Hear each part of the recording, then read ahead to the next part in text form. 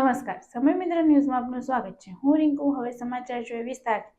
ગુજરાતના સુરત શહેરમાં કાયદો અને વ્યવસ્થાની સ્થિતિ કથળી ગઈ છે। ઉધના વિસ્તારમાં મહાવીર કોમ્પ્લેક્સમાં એક હત્યાનો બનાવ પ્રકાશમાં આવ્યો છે। આ ઘટનામાં સીસીટીવી ફૂટેજ સામે આવ્યા છે, જેમાં એક યુવાનને જાહેરમાં ચપ્પુના વડે જીવલેણ હુમલો કરતો જોવા મળ્યો।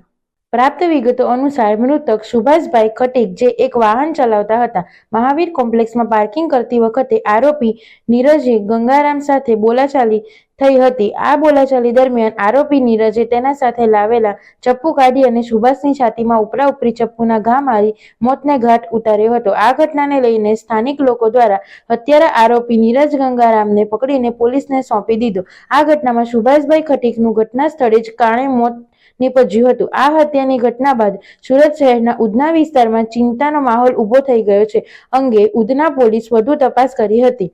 કેમેરામેન હેમાંશુ સાથે હર્ષિલ ધોળકિયા, સમય મિત્ર ન્યૂઝ, સુરત।